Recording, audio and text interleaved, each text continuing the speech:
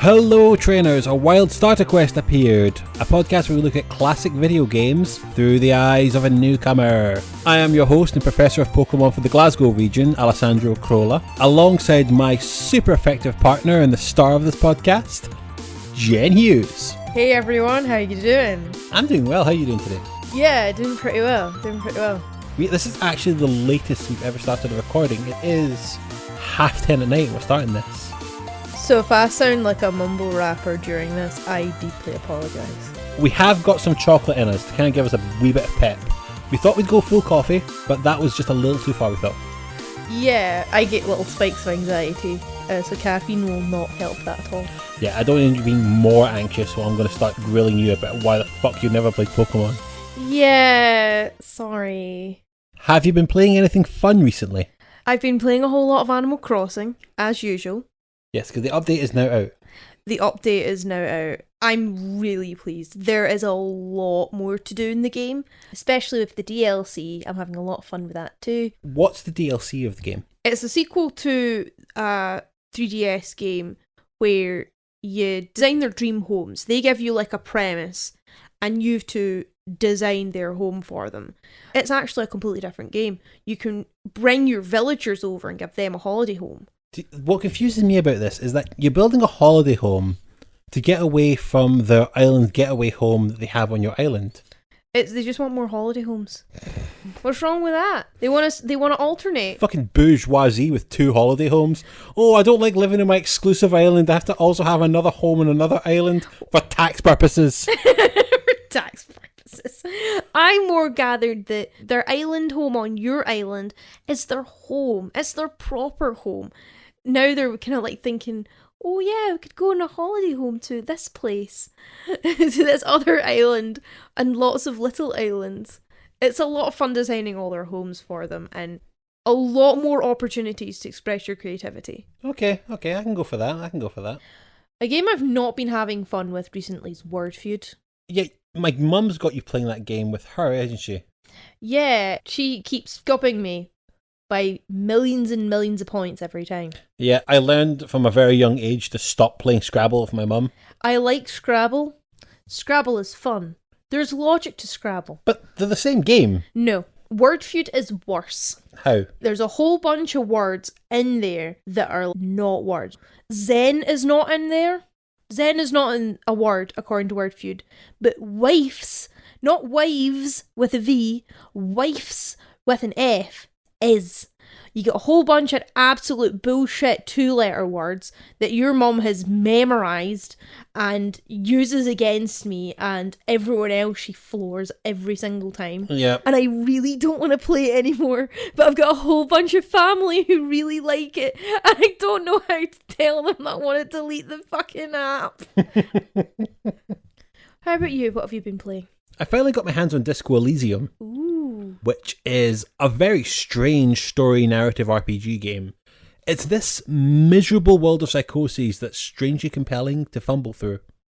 Yeah, I remember watching you play it and it looks very grey and sad. Speaking of mental trips, you and I did have a wander through the bizarre world of Kid Amnesia last weekend. Yes, that was certainly something. Yeah, it was something. I don't know what that something was. It was a very dark and horrible place. Yeah, but at least the music was good. I don't know. It's not my favourite Radiohead album. It's no OK Computer. But I think, we got to the point where the game crashed and we decided, yeah, we've completed the game. Yeah, that's good enough for us. Good enough for us, yeah. We've got a good idea of how Tom York's Mind Palace is like, and we're quite happy to just leave it and never return. I'm just really pissed that I never found Optimistic, which is my favourite song off that album. So on to our subject of the episode, the wonderful world of Pokémon FireRed and LeafGreen. Yes. And I really have to start this whole chat with one question. How the fuck did you make it to this age and never play a Pokemon game? It wasn't a huge deal for my year group. It must have passed me by in my small village primary school. I don't know if maybe I got to the tail end of it in my childhood because it was really huge in the 90s and then would it not have tapered off in the 2000s? The time where it would have been in my radar. That's the thing. In my memory at least, It was huge in the 90s, huge in the early 2000s, tapered off a little bit in the mid 2000s, then huge in the late 2000s, kind of went a little bit through the doghouse in the 2010s, and then is again huge. I don't know at what point you are playing games and all your friends aren't hyped about Diamond and Pearl.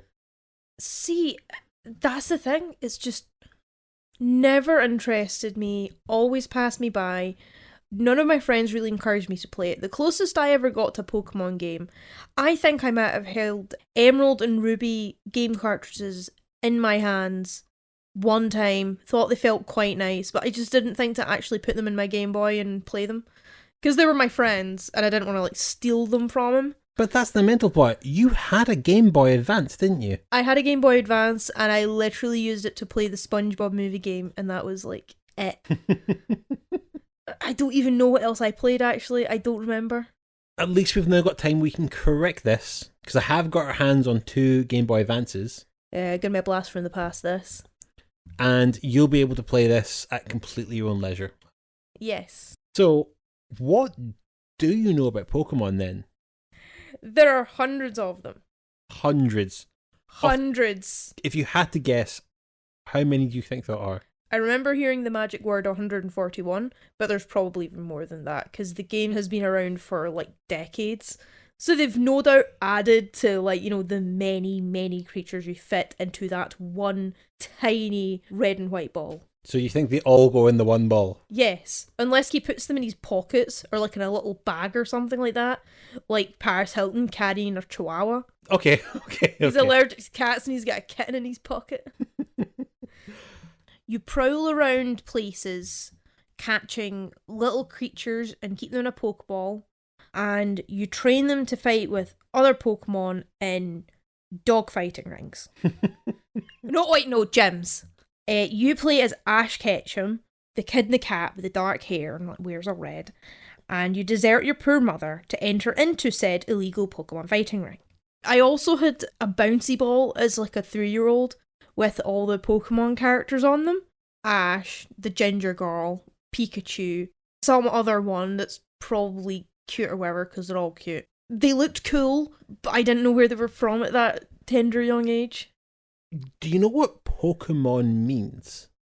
No. It's a portmanteau of 2 words put together. So a Pokeball is it's like a rice bowl with some raw vegetables in it. And a Mon is... I'm so sorry, I don't know. Okay. Do you know what type of game this is? This is an RPG. Yes, it is. Well, I think the more technical genre is called a Monster Tamer RPG. Oh yeah, because you're catching Pokemon and spraying them with a water ball. Bad kitty. How would you describe an RPG? What is an RPG? An RPG is a role-playing game. RPGs are focused more on story and dialogue, with little battles with enemies sprinkled throughout. But that sounds also how we described adventure games, though. So what makes it different from an adventure game? I don't know how to explain it. Okay. Well, think of it this way. You've played pen and paper RPGs with me. Yeah, I'm a huge fan of Dungeons and Dragons and Call of Cthulhu and World of Darkness. If you think about what you have in that sheet, so apart from your name and your race and all that crap, what's the thing that governs what on your sheets and how we play the game? It's your stats. Yeah, and I think stats is what makes a role-playing game. Because with adventure games, that's all about the story. When we played Secret Monkey Island, the story was the only thing governing it, but you didn't get any better stats. The only thing that really governed progress in that game was the items you got. Mm-hmm.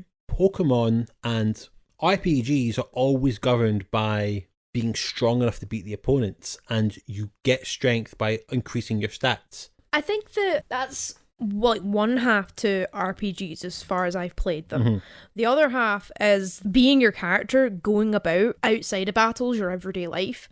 You are right. There is a massive story element with RPGs. So if the adventure game is purely the story side, RPG is usually found with the number side. A lot of games these days have what we call RPG elements, where we take a lot of the stats and put them into action games or shooter games or any other fucking games you want to kind of name. I'm sure there's a puzzle game out there with RPG elements in there. I don't know the name of it off the top of my head, but I'll put money on it existing. But I think at the absolute core of RPG is always usually a number system. We build a story around that, we build a world around that, we build everything around this. But I think what makes an action game different from an RPG is how much we rely on things like a leveling system. So that, I think, probably puts the best way to explain what an RPG is. With your platformers, your level is your place. So you go from level 1 to level 2 to level 3. And in RPG and games like it, your person, your character is level 1, level 2, level 3. Do you know the famous gaming term we call it when you change levels? Leveling up? Yes. Yeah. Which I have to say, there was a long time ago I wanted to name this podcast the Level Up Podcast. Oh, yeah? Yeah, so every episode you're going to level up a little bit. I mean, it's kind of true. So do you have any kind of experience in monster tamer games then? I don't think this counts, right? But I had a Tamagotchi, and it kept dying. I was really not a very good owner. Sorry. I still have it in my memory box, but the battery's dead. As is the animal. As is the Tamagotchi rotting inside that little circle. And I also had Nintendogs. I was a huge fan of Nintendogs. It was a original DS game, one of the very first. I never had it, but my girlfriend at the time, when she got her DS, it came with Nintendogs. Yeah. I had 3 cartridges because I couldn't bear to give any of my dogs away. What do you expect from Pokemon then? I don't know. Like, you go through like all these little battles and stuff, but I don't know where they lead. You collect like a whole bunch of different kinds of Pokemon. So like your fire ones, your rock ones, your poison gas ones. So you know about Pokemon types. Yes. What difference do you think the types make? Different powers, I suppose. What difference do you think the different powers do? Not a Skibby, sorry. Okay. What do you think the goal of the game is? To catch them all? Okay. That's going to be a real pain in the ass because I've put down a goal in my rules that's probably going to give away what we're doing, but I thought you'd know it. Fuck.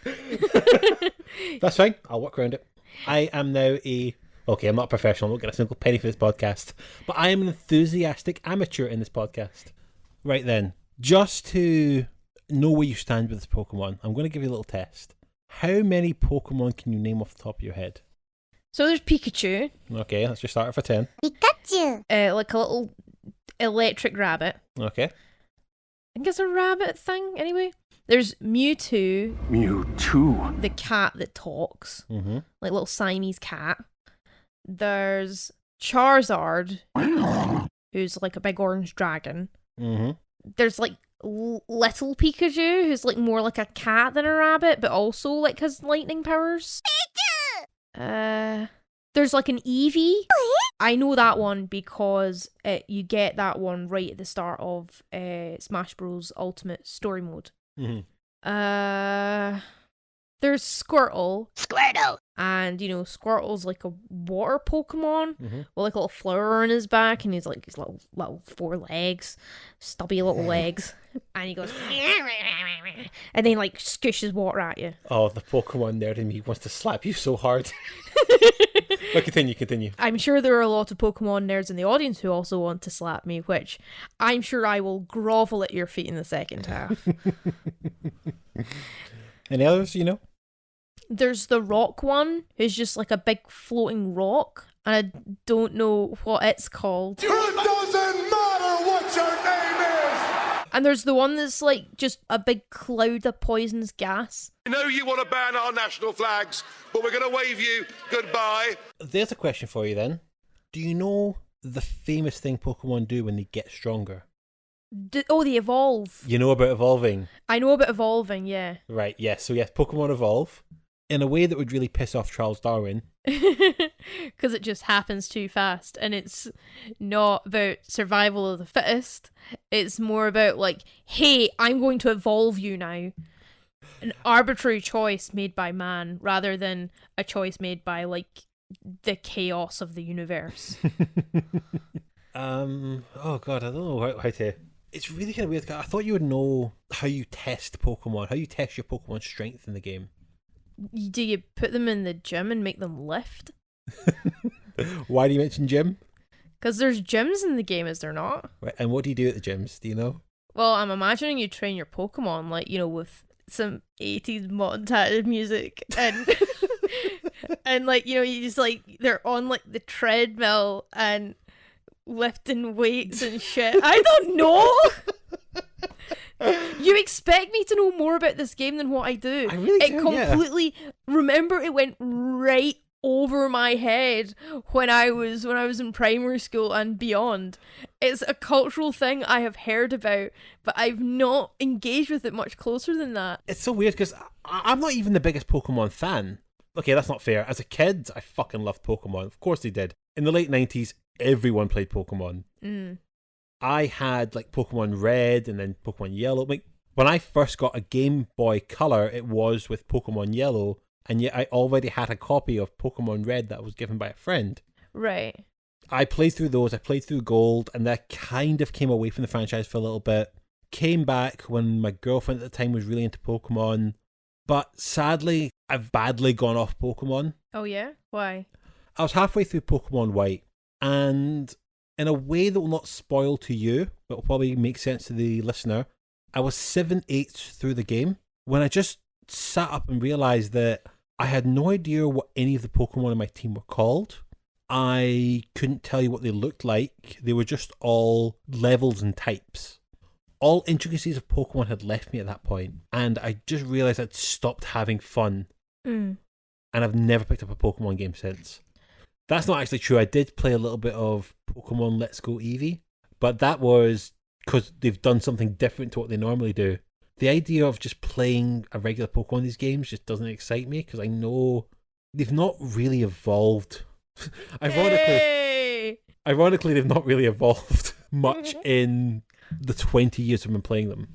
Nothing really changes in Pokemon from game to game for me to ever feel like I need to come back. I just wish they would just do a bit more with the formula. Yeah. I mean, it's been going for 20 years. You gotta shake some stuff up. Yeah, exactly. One thing I remember hearing about was, I don't know which game it is, because apparently they're all the same, where you're in the grasslands or wherever, you hit a random square, and you'll just be like straight in a fight with a Pokemon you already have or don't want, and you're kind of stuck there. You can't just like run away from the fight. You have to keep going through with it, and apparently it's super annoying. That is something that happens, and I don't think it's happened in the way you're quite explaining it. So again, it's one of these things that'll make a lot more sense to you in their second half. Yes. I think for this episode, I'm not really going to bother questioning you if you know the company that makes Pokemon. I don't think there's much fun about asking you about a game developer that's changed their name to The Pokemon Company. Yeah, I guess. I don't think there's really much I can ask you about them otherwise. Yeah, I guess you're right there. First off, we have to talk about the first choice you make in every Pokemon game. Now, you touched on it a little bit earlier, but at the start of every game, you have to choose what your starter is going to be. What Pokemon you start with? Yeah. Do you know what famously the choice is always between? Is Eevee one of them? No. Is Pikachu one of them? Not in the original games. There is one game where Pikachu is your starter, but that was like a special edition one. But it's always between a grass type, a fire type, and a water type. Every Pokemon game starts this way. It's a choice you make at the start of every game, except I'm lying. What? The choice you make at the start of every Pokemon game is the version. Oh. FireRed or LeafGreen. Make your choice. I like the colour green best, so I'm going to go for Leaf Green. Certainly. So you're going to be playing Leaf Green? So I play both games separately. They're the two separate games. Not really. The only thing that's different between these is there's some Pokemon that's exclusive to your game and some Pokemon that's exclusive to my game. Otherwise, they are exactly the same game. So why sell two different games? The original idea behind it was to encourage friends to come together, because you can't get all Pokemon by yourself. You need to come together with your friends and play it together. Ah. I think now in real practice, though, it's so they could sell 2 copies. I mean, that also makes sense. And 2 Nintendos so you can trade them between each other. Yeah, like, you give your friend a shot on one of your games, but you don't want it to, in your good games, so you give them the spare one. Yeah, that's the only reason why earlier I said I had Pokemon Red before I actually owned a Game Boy. Everyone has that one prick friend that has all the consoles. My one did have both copies and gave me one just so I could get the other Pokemon because he was playing through Blue. Selfish altruism. Before we get started, I have to own up, we're actually playing remakes of the original games that came out for the Game Boy Color. I wanted to play these games as opposed to the original for a few reasons. I feel that these games are just rebuilds of the original games, but with more modernization than what the franchise is like right now, which I think is much more fun to play. It allows you to pick the gender of your character, so you can pick between being a boy or a girl. Oh, nice, that's good. And these games serve as the best starting point of the franchise for today. So what do you mean by that? We measure Pokemon games by generations. The first games that came out for Game Boy Color were Generation 1, the sequels to those games were Generation 2, and the one that we're playing is called Generation 3. Okay. With Generation 3, they made the decision that you couldn't transfer Pokemon over from Generations 1 and 2. Since then, they have made it so you can carry a Pokemon from Generation 3 all the way up to the games of today. Really? Yes. There's a whole chain of transfer that has to go through. You have to take it from 3 to 4, 4 to 5, 5 to the online server, I think. And then from the online server, you can get it into other games. But if you really get into Pokemon, there's a Pokemon game you particularly love, you could still be using it in Pokemon games of today. Wow, that's really cool. So if we start with FireRed and LeafGreen, it gives you that better jumping off point if you really want to get into Pokemon. So I can take the Pokemon I like best on the perilous journey from LeafGreen to whatever game I decide to play. Exactly. So does that include the pictures one? Because that one actually does look quite good. No, it's only of the RPG games. Ah, right. So the new one, which my friend Emil has been pestering me to get it so we can play on it together. Mm-hmm. Could I take the ones I like best from LeafGreen to that game? The problem with the Pokemon games is that they've been going for so long, they're now at the point where they can't put every Pokemon in every game. Oh. So there's kind of just a chosen roster they get to go through. So if it's in the roster of approved Pokemon, then yes. So complete with like all their stats and everything that you Correct. worked hard. Wow, that's pretty cool. It'll have the same stats, it'll have the same moves, it'll have the same abilities that it had from this game. That's really cool, actually. So as you can guess, you're going to be playing through Pokemon Green. Yes. I'm going to play through Red. Brilliant. Now, without giving away too much, I'm going to base the Pokemon I start with as the one that gives your Pokemon an advantage. Right, okay. I won't explain more than that. You'll see when we start playing the game. Okay. This will be one of the few games where I think we're fine to play it separately. I'll help you get started, but I think once you're started, you don't really need me to play through the game. Okay. So you'll play through your own copy in your own time. I'll play through my copy in my own time. That way, if you want to get all Pokemon, we can trade together. Or if you want to battle me, you can battle me and you have an advantage against me. Okay. Thanks, Sandro.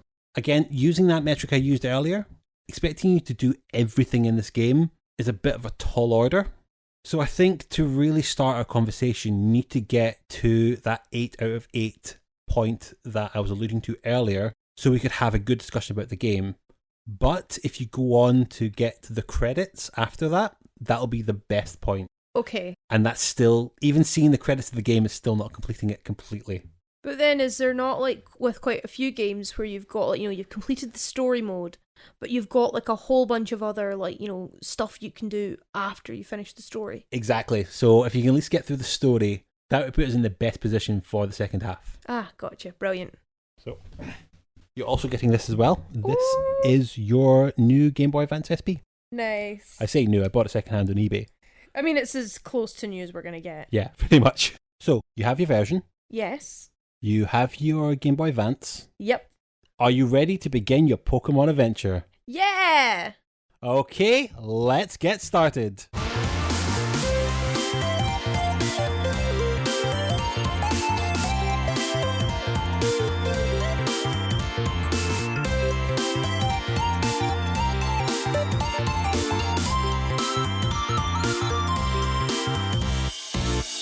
Welcome back. We have now completed Pokemon through the credits and even a bit after that. It only took me 100 hours. Yeah. 8 weeks it took us to get through this game. Very, very slow. In our defense, we did have Christmas to go through, but we didn't get a lot of gaming done through that. And in January, we've been moving house and decorating. We didn't have a lot of time to play Pokemon around this month. Lessons have been learned though, and I think if we're ever going to take a big gap like this again, we'll probably have a bonus episode to put in between them. So, what are your immediate thoughts on the game? It's fun, but it took me a little while to get on board with it. Yeah, it definitely starts very muddy and difficult. Yeah, the characters, especially, once you're out the tutorial, kind of feel a bit like animatronics. Yeah, like they are robots designed to say something when you speak to them. Yeah, bootleg Westworld. Yeah, there is a great observation I've always heard about Pokemon, which is that there's nobody in the world of these games that just doesn't give a fuck about Pokemon. When we talk about RPGs, especially some of the older RPGs, you'd have these towns where every building has a function and there's nothing in the town that just is world building. But you can always write that off, the fact there's no school, there's no hospital, there's no city council room. Because it's medieval fantasy, you can write that off to the most part. However, when it comes to Pokemon, it's very much designed to look like it's based in the modern world. Yeah, which is like, you won't need all of those buildings, you won't need the hospital or the school or whatever. But because RPGs can do a lot more nowadays, you can just add them as a building that's there that you don't really use. I think it's hardware limitations more than anything. Hardware limitations is also the fact it's just that simplistic design clashing with modern sensibilities. Yeah. It's the idea that in this game you'll see a car, but you'll never see a mechanic. That's very true. Or a bicycle will cost like $1 million. Yes, you get free healthcare for the Pokemon, but bicycles cost $1 million Pokedollars. Yes, Pokedollars. That's the currency of Pokedollars. I have absolutely no idea how schooling works in the world of Pokemon. Yeah, like maybe you read little storybooks with Pokemon in them. I don't think they even have school. They just like roam around, just rolling around the grass or whatever I don't know. Like, what do they do? Like, they just like wander aimlessly? There is no existence in Pokemon other than Pokemon, so I don't get to see what school is for. You're never going to be a banker. You're never going to be a doctor. We live in a perfect society where all we have to do is Pokemon. Yeah, I mean, even the criminals do Pokemon. Especially the criminals do Pokemon. I think you can now see, now that we've played the game, why I wanted to steer clear of talking about RPGs as being story-based. Yeah, I mean, I probably said that because I don't focus on the stats at all. And I actually didn't really think about the stats or paid much attention to them until I got to, like, just before the Pokemon Championships, which I'll get into a little bit later on. True, with this game, the stats don't really matter as much the level does. Yeah, the level does matter. Very much matters. But on the flip side, the story is also kind of nothing. I think that's a little bit unfair to say that. The story is very simplistic. Your character's motivation is very clear. I don't know, I just think no one picks up Pokemon to go, I wonder what the story of this game is. That's very true, but what I will say is that there's some interesting uses of the format of the game to tell a story. Okay, we'll get into it a bit later. Before we get started on that, I just want to get you up to speed with the history of Pokemon. Not so much the entire history, just everything going up to the release of this game. Just as much as I need to know for now. The only thing I have to go back to explain is the creation of Pokemon, which is attributed to a man called Satoshi Tajiri. He based the Pokemon games on his childhood love for collecting bugs.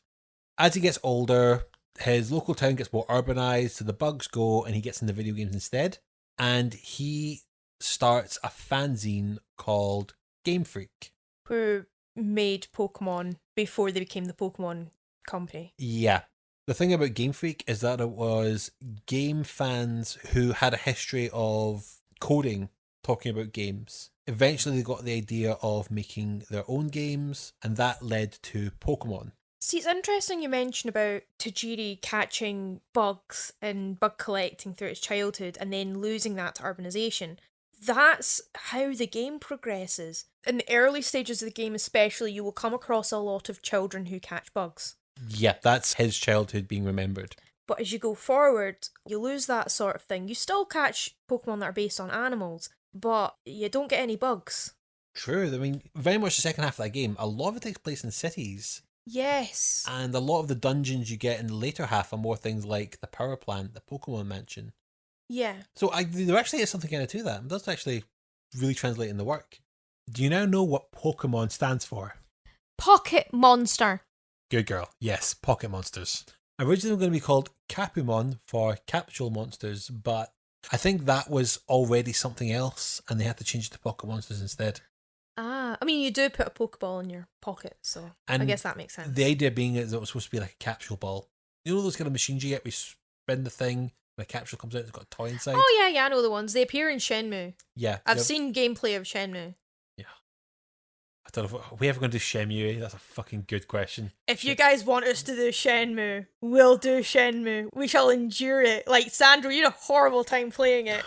I had a horrible, horrible time in that game. Hey, my lunch! Yeah, if we ever want to go about trying to find fucking sailors, then yeah.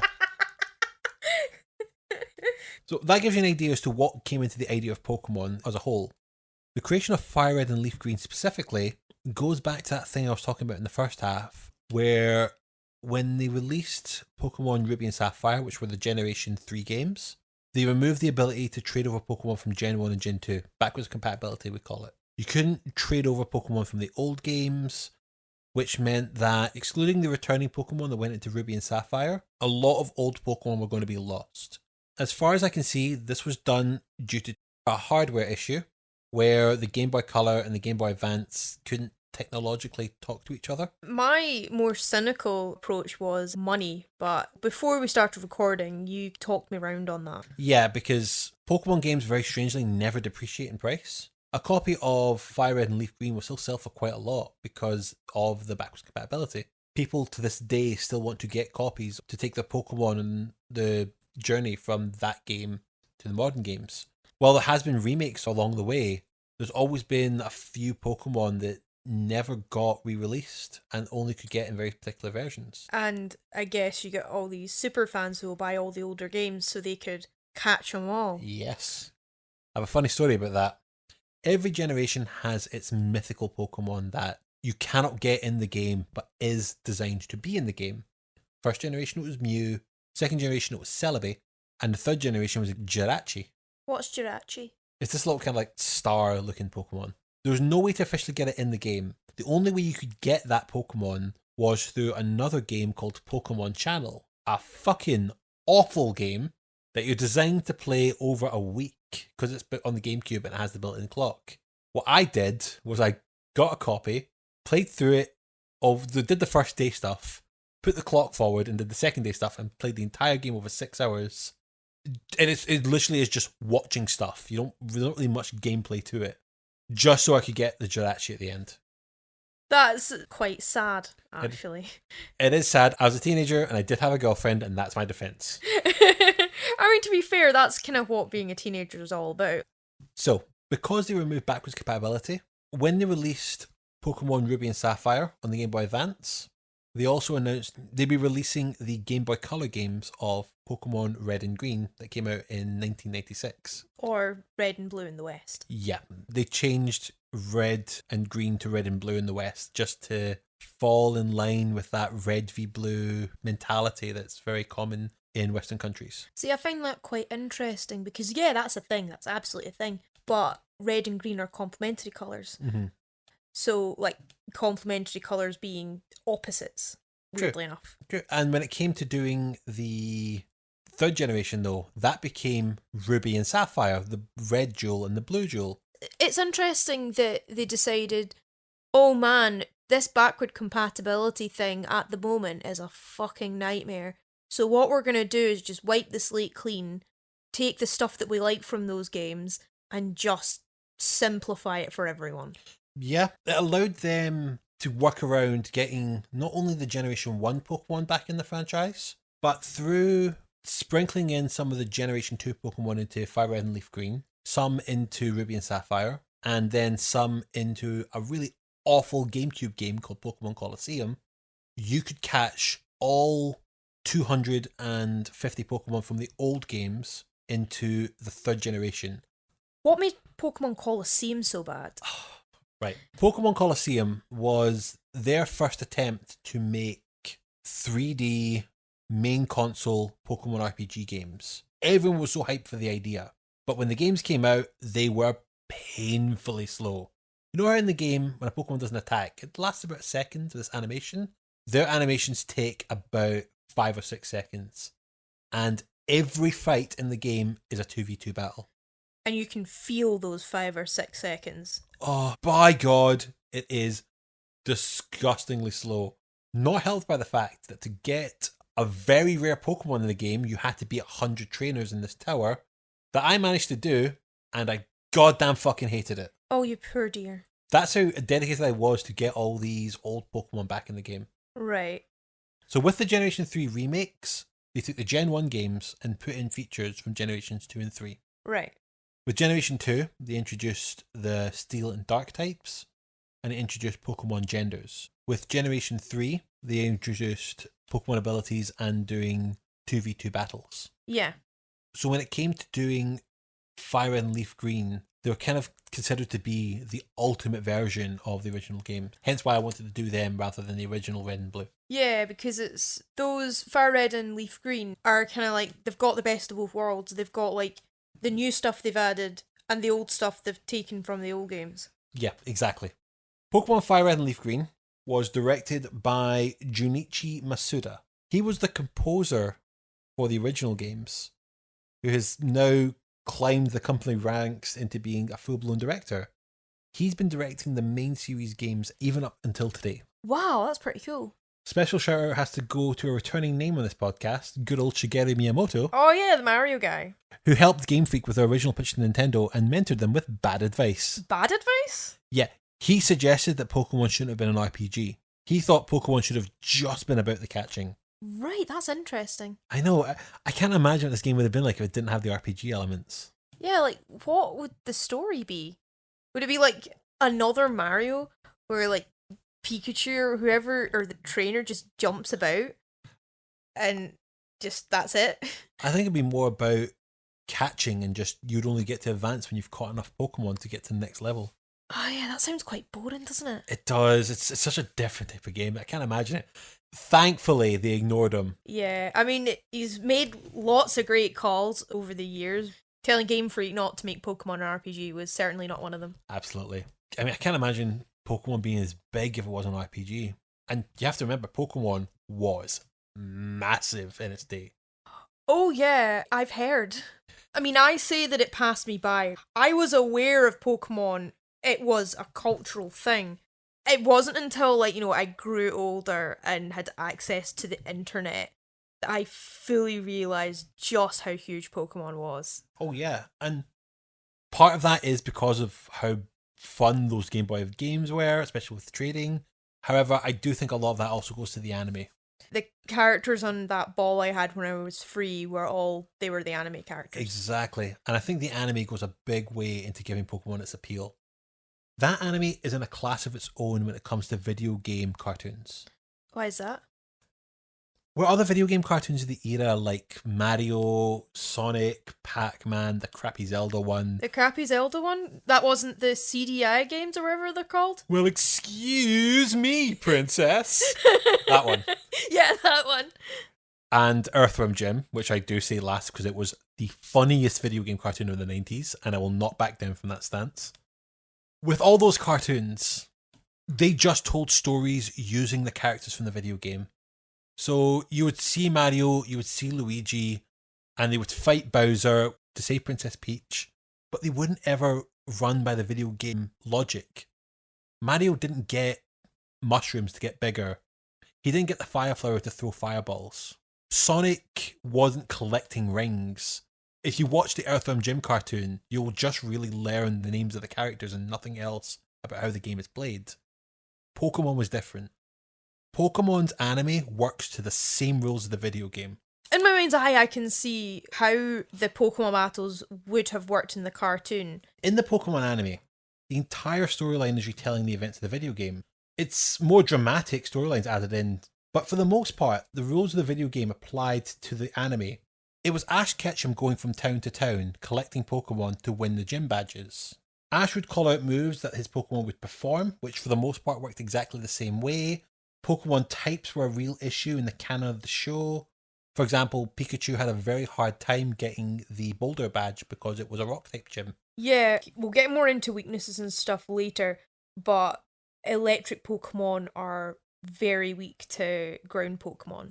Yeah, and that was not only recognised in the anime, but there was actually a storyline. By watching the anime, you understood how the world of Pokemon worked in the video game. I can't say that's the same for any other cartoon. Of course, there were some examples where they cheat the systems of the game. Ash's Pikachu knew about 7 or 8 moves, and they could do a thing where it was like, dodge it and then use this, which you can't do in the games. Probably to make it more interesting. To make it more exciting to watch, absolutely. Yeah. But for the most part, a lot of the same rules of the game were followed. So, the cartoons from Yu-Gi-Oh! And Digimon probably followed a similar structure? Not Digimon. Digimon actually, very funnily enough, we talked about it in the first half, Digimon was created to be a male counterpart to Tamagotchi. It's the same company that makes them. Really? I had no idea. I thought it was more similar to Pokemon than Tamagotchis. Digimon was actually designed to be a version of Tamagotchis that could battle to appeal more to boys. Or girls who didn't really care about looking after the Tamagotchis and just wanted to fight shit. Yeah. Yu-Gi-Oh! On the other hand, that kind of has the same effect because, yeah, it's all about the card game, but the original rules of the card game are not the rules of Yu-Gi-Oh! If anything, between the first major story arcs of the Yu-Gi-Oh! Anime, the rules change to more better reflect the real rules of the card game.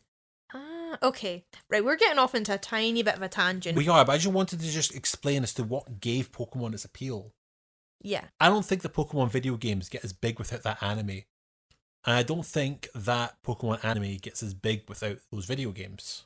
So like a symbiotic relationship, if you will. It was an absolute media blitz. Then you fold in the cards, and you can just see how bonkers the world went for Pokemon for a while. So you're not able to get the video games, you've got like the anime and the card games. If you don't like the cartoon, you've got the cards in the video game. If you just like don't care about the anime and the video games, you can just collect Pokemon cards and appreciate the hoard you've accumulated. Yeah, there are so many ways to get into Pokemon. You couldn't blame all these kids who got into Pokemon. Mm-hmm. So, should we get into the story and gameplay of the Pokemon game now we've given a whole bunch of context? I think now, yeah, we should start getting into the game. Yes, absolutely. Because FireRed and LeafGreen was designed to be a real starting point for fans, you probably picked this up. It is incredibly newbie friendly. Yeah, actually it is. The game starts off with a tutorial addressing you, the player, not like your character, because you choose your character after you're told what buttons to press and everything. You also have an option to press the left and right trigger buttons, either or, to get help when you're stuck. Yeah. I mean, not everyone could get a hold of Nintendo Power, the seminal text of video game anything. Yep. Or the internet. Yeah, it's very much designed to bring in new players. Quick side tangent, we're now back to the NES controls. It's just up, down, left, right, A, B, start and select. The only thing we've got different from the NES is the L and R buttons. Yes, which are pretty useful actually. Like, not for any moves or anything, but you're stuck. You can just press the left or right trigger button and you just ask the game, help me. Yeah, it's good because it does give you some of the fighting tips, including tips for how to fight different types of Pokemon. So what types are weak to what? What types don't affect those types? Yeah, every Pokemon has a type, and every type has a weakness.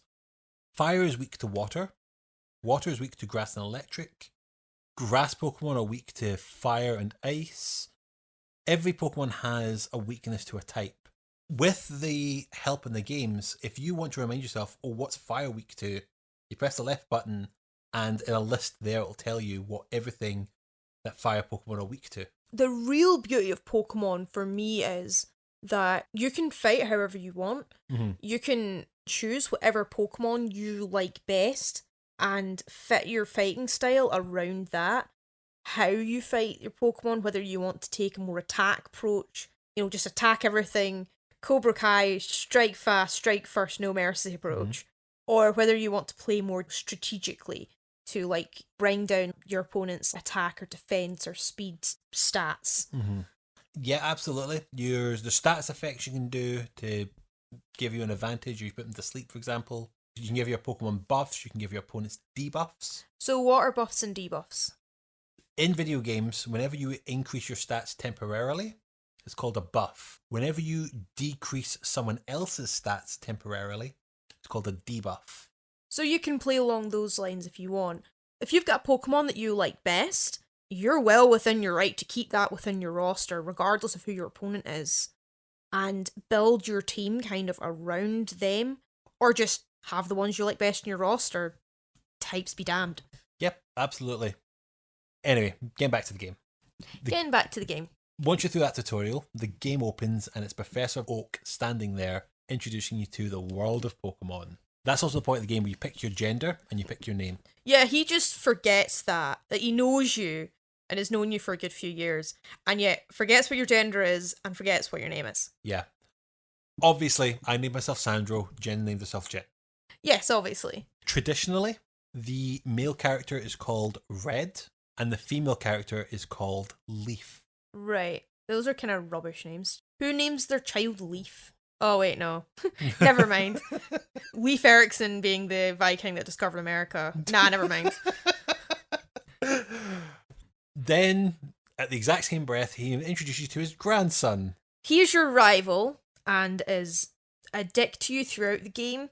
There's points where he helps you just because, he feels like it. And he goes, what's his name again? His own grandson. He forgets his name of his own grandson, so you have to choose his name for him. And you took advantage of that. Yes, I did take advantage of it, because, I know this game quite well, and I know what he's like. So I went ahead and called him Wanker.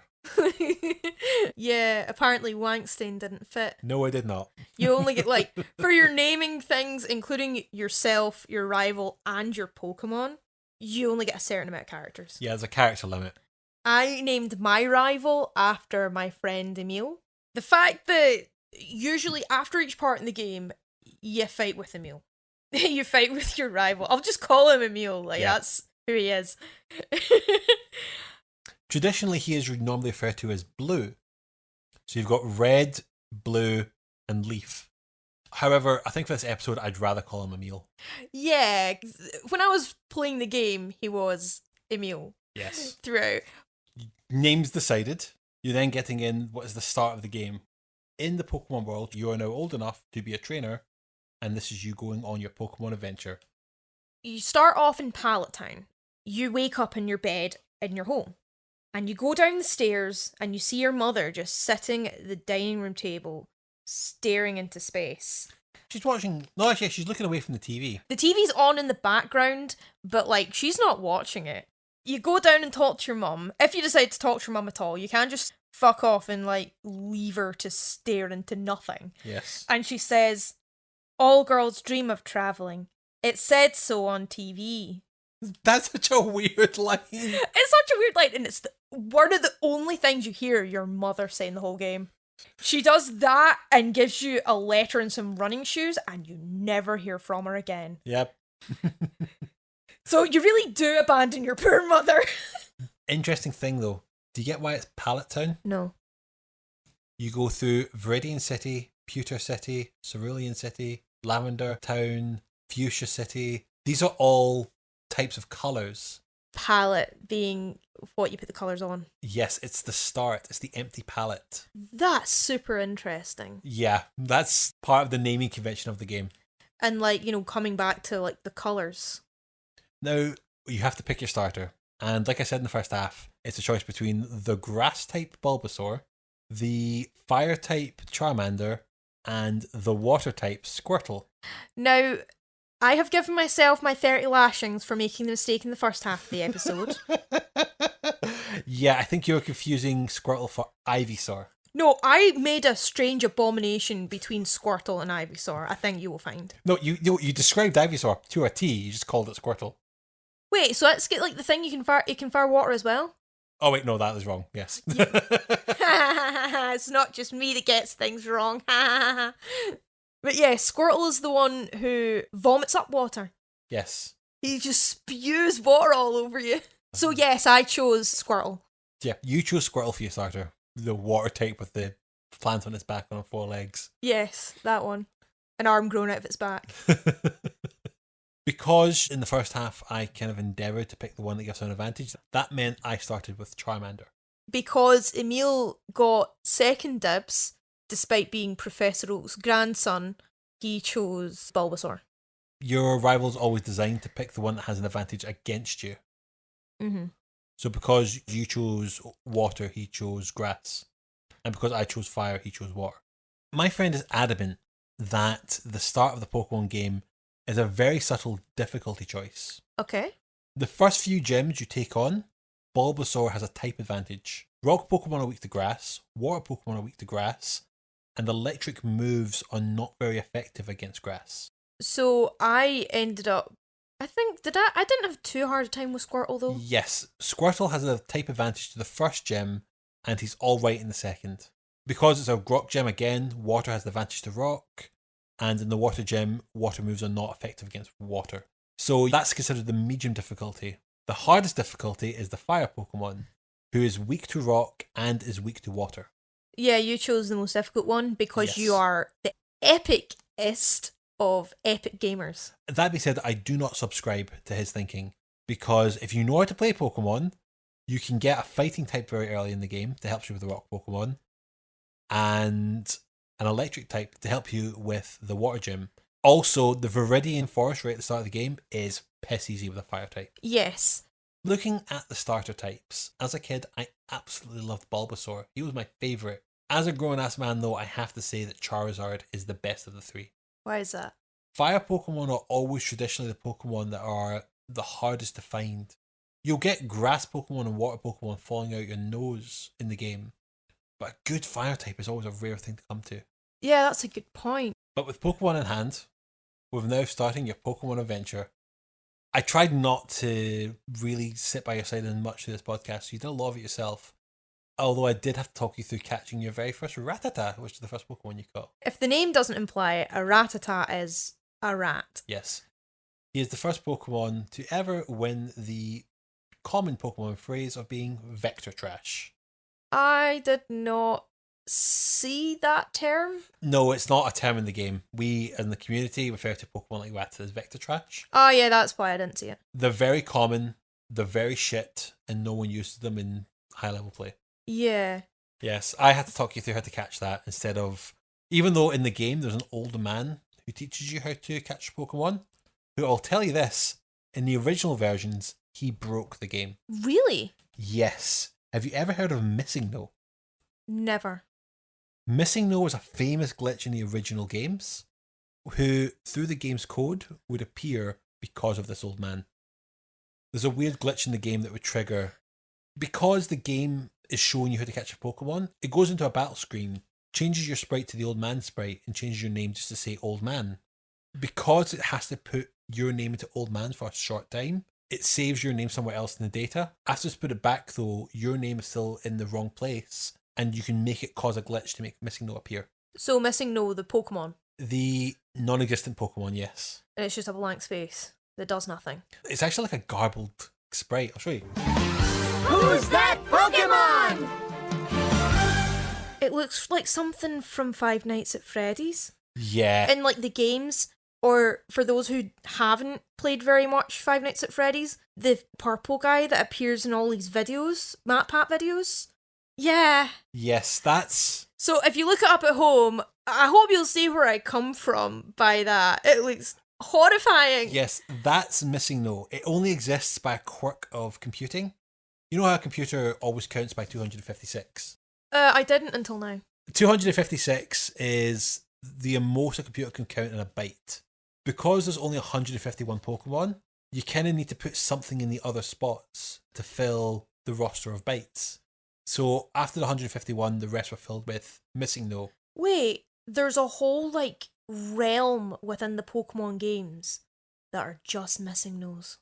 Yeah, like there's 105 missing no's in the original game.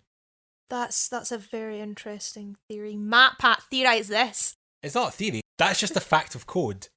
No, I know it's a fact of code, but like MatPat will find some sort of creepy game theory narrative in there. Oh, do not get me wrong, this game has plenty of creepypastas to do with missing no and about some of the other places in this game, but we'll get into that when we get there. Yeah, we'll get to it when we get to it. From the Old Man, you go through Viridian Forest, you end up in Pewter City. This is where you get to your first gym battle against Brock. Brock with the Boulder Badge and the ground type Pokemon. Yes, so we're not here to go and lift bra. 80s music not included, but pretty good game music though. What do you think of the music of the game? It's pretty fun, pretty like evocative of the different things you go to. The theme you get when you ride your bike, someone gives you a voucher so you don't have to pay £1 million for a bike. It's like super breezy and it sounds kind of like, I don't know, I get Vivaldi's Spring vibes. I'm very kind of to and fro in the music in that game. I do kind of love it. It's very iconic for its time. I know a lot of these musics off the top of my head. Again, all of that music appears in the anime. Yeah. Usually in the same context. But there's a lot of it where I listen to and I just find it's not very well themed. In what way? Like, remember how when we talked about Secret Monkey Island, but all the music has a bit of a Caribbean theme to it. It was kind of designed to all sound like you're on a fantasy island. It has, and with Mario, it has this calypso theme to its music. And yes. That's what Pokemon doesn't have, is a great musical theme. As in like a great kind of like theming to its music. Not the main theme itself, which I will say is a goddamn classic. It's not got the same like evocative nature. There's a lot of songs in major keys where you're just cutting about from town to town, especially the bike song that I mentioned earlier. Mm-hmm. But in the Pokemon battles, it's all in minor key and it's all super intense, like that sort of thing. But there were points where like I didn't have the volume up very often because you hear the battle theme a lot. You do. You absolutely do. It's the same battle theme regardless of what type of Pokemon you're fighting and who you're fighting. There's variations of it. You get like your gym leaders and the Poke Champions, yeah, but it's not, for me, it's not enough of a variation to justify having the volume up. True. Oh my god, like the battle. Oh, it's fucking battle music. It's stuck in my head even now, and I want to erase it from my brain. If it wasn't for overplay, it would be fine. How did you find taking on the gym leader of Brock? I found it probably a bit too easy. You would have with your water type, yeah. Yeah, I found Brock too easy, and I'll be honest, I don't have much to say about a lot of the gym leaders, because they do have distinct personalities and different types. I just don't know what I can say about them. Yeah, there's small characterization things. There is characterization in there, don't get me wrong. I'm not saying that every single one of them are the same. It's just a lot of their story beats are similar, and you don't really get much from them outside the battles. Exactly. They exist for the 10 minutes it takes to get through that gym. Yeah. And then they never exist again. May as well not exist again. Like, they're still in the town, and part of that town, but you don't really have much of a need to go back to them. I know. So I think we're not going to talk so much about the gym leaders themselves as we did about the types. Yeah. You having a water type made this gym very easy for you.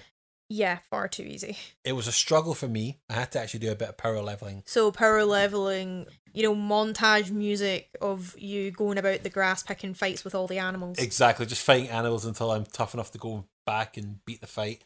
Yeah, basically. Everything but the montage music. Now we're out of Pewter City, we go through Mount Moon, and you have your first encounter with Team Rocket. What are your thoughts on Team Rocket? There is points where I thought, I kind of want to join Team Rocket. They're cool. They're cool guys. You get sometimes where you kind of want to try being a bit wicked and a bit evil. And I was at that point with that game, actually. My opinion changed on that for a reason I'll get into later. Oh, you're going to have fun when it gets time to do in Mass Effect. I'm looking forward to it. Mass Effect being the game where you can, like, fuck everyone, like Captain Kirk. To boldly go where no man has gone before, cock first. Yeah, that is that's Star Trek. That is Captain Kirk. After your first encounter with Team Rocket, we get to Cerulean City and through the water gym in Misty. How did you get on at the water gym? Water gym. I think I managed to find a Pikachu, which thank God I had one electric type at that point. That's pretty cool. Yeah, it's actually quite weird. Cerulean City is probably one of the hardest points in the game. You have to go through a fight with your rival Emil, and then you have to go through Misty, the gym leader, but you don't really get the best amount of time to train. So you have to kind of get up a lot of levels from Mount Moon to now. I think because I spent a bunch of time catching a lot of Pokemon, I had a better time with Misty. Mm-hmm. Misty was fine. But I imagine that people who haven't done that and have kind of like ended up kind of just speeding through things will have a much more limited roster. Yeah, because I mean, if you don't fight Misty straight away, you can go up north, go through like the trainer bridge, fight another member of Team Rocket, and then you go find the Pokeperv Bill. Pokeperv is the right term. He's the guy who finds he's fused himself with a Pokemon and he needs your help to unfuse himself. Oh my god, that is like Frankensteinian horrible. Yeah, that is never mentioned again in the franchise as far as I know. It's just like, yeah, we've got like, you know, some sort of the fly abomination thing happening, and you, a 10-year-old, has to try and help him and turn him back into a human. Yes. What? We're just gonna casually, yeah, it's fine, yeah, whatever. Yeah, you get your ticket to the SSN. You go through a quick trip, going through every single room, stealing money from the guests. Yes, you beat up all the guests, steal their items, and you get given a special move by the captain for giving him a back rub. Wink, wink. Yeah, we're not going to think about that too much. It's quite interesting. The player, I'm supposed to be the good guy, and Team Rocket are the bad guys. But throughout the game, I'm going about fighting kids and stealing their lunch money through the medium of Pokemon. Like, I'm not beating them up myself, but my Pokemon are beating up their Pokemon, and so they give me money. And then I go about the SSN through every room, stealing their money, and I'm still the good guy. At the time, I thought, well, maybe me and Team Rocket have more in common than what we think. You know how you get those, like, you know, villain monologues where they're like, we're not so different after all. That's how I felt. Was I the villain all along? I don't. In Pokemon, it's agreed that if you lose a fight, you have to pay. Yeah, it's an etiquette thing that I missed. It's a strange world where we endorse gambling and dogfighting, I guess. As we go on through the game, you kind of come round to and understand the society that we live in. And there are reasons why the way Team Rocket operate are bad and the way we operate are good. Yes. But at the start of the game, when I am basically an alien, I don't know this. And as far as I'm concerned, I'm stealing money from children.